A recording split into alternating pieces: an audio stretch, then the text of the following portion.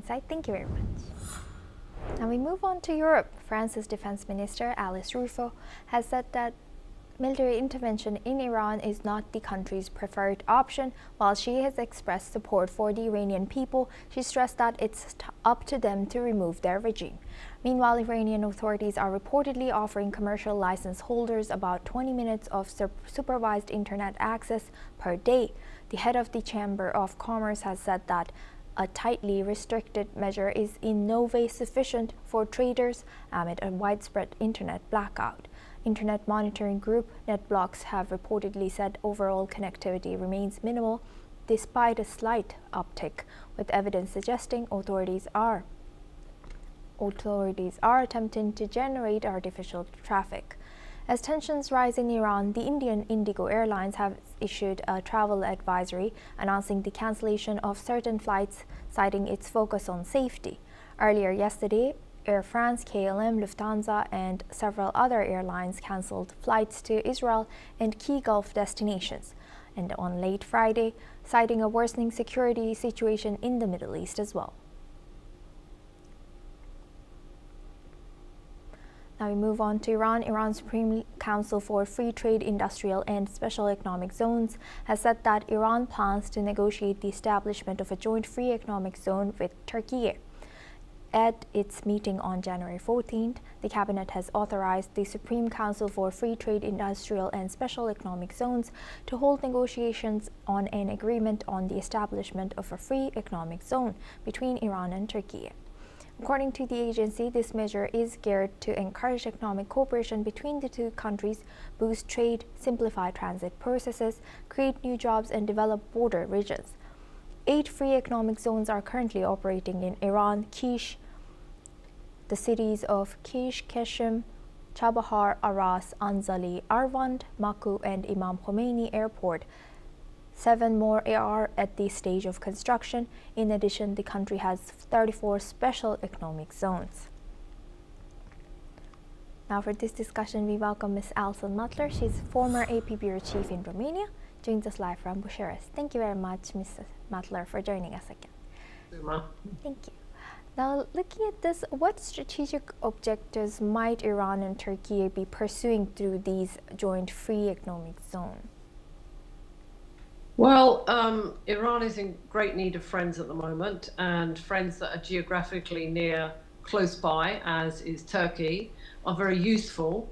Turkey has an interest in Iran because, of course, it's a neighbor. It's also a Islamic country, but Turkey is very interested in stability in the region. It doesn't want an unstable Iran.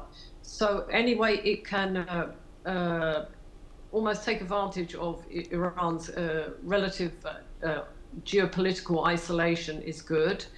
And if it can benefit from free trade, even better. Turkey and Iran share a long border, I think 530 kilometers. So Turkey, which has its own problems with the Kurdish minority and other issues, and it is an autocratic country, does feel it can reach out to Iran, and Iran desperately does need friends at the moment and allies, including economic allies. And Turkey is a big country. They're both big countries in terms of population, and so it's mutually beneficial. It's a win-win situation. Thank you for highlighting that. And Ms. Mutler, do you think that this move by Ankara could be seen maybe as not the best situation for certain countries? Yes, obviously Ankara, President Erdogan, is thinking primarily in Turkey's interest. It's Turkey first for him. But that doesn't necessarily make Israel very happy. It doesn't necessarily make the United States very happy. It doesn't necessarily, I don't know about Russia, it might not make Russia very happy. But Turkey is thinking Turkey first in this instance. And I think Iran is just grateful for any friends it can have, and particularly regional friends makes it even easier. But yes, this sort of economic closer ties, cooperation, free trade between Iran and Turkey is not going to suit everyone. But Turkey is thinking of its own interests first and foremost. And were Iran there to be a regime change, Turkey would also benefit from that. But at the moment it's seeing the situation as it is. There is no no regime change at the moment. There are protests, and it is tapping into the current situation as it is, and it's applying pragmatism to what's happening. But of course, it won't be in everybody's interest. But Turkey is thinking, as I said, primarily of Turkey.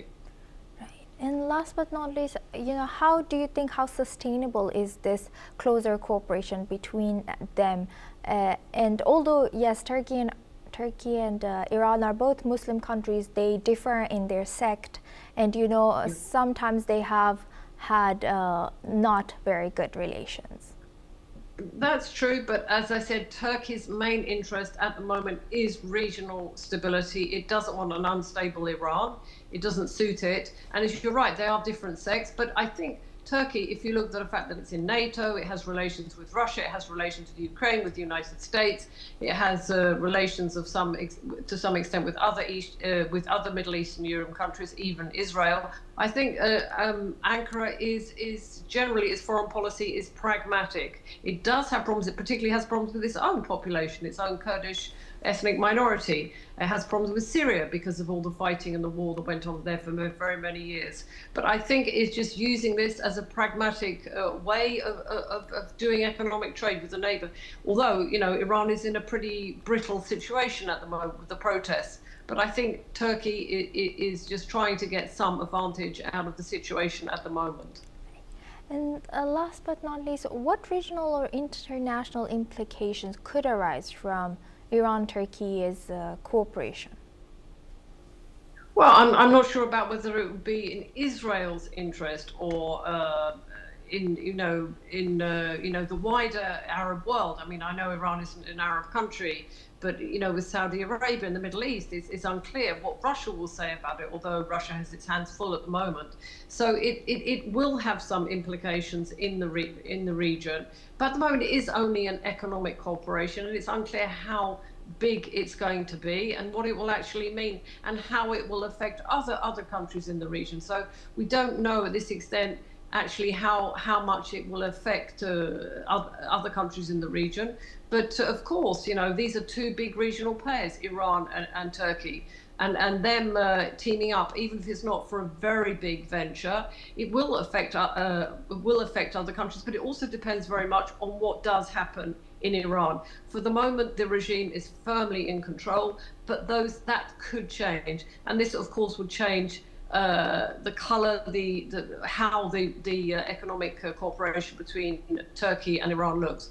If something changes in Iran, that would affect things badly, or substantially, not badly. Thank you very much. With that, I'd like to thank Ms. Elsa Mutler for joining us today and sharing that insight with us on NewsX World. Now we move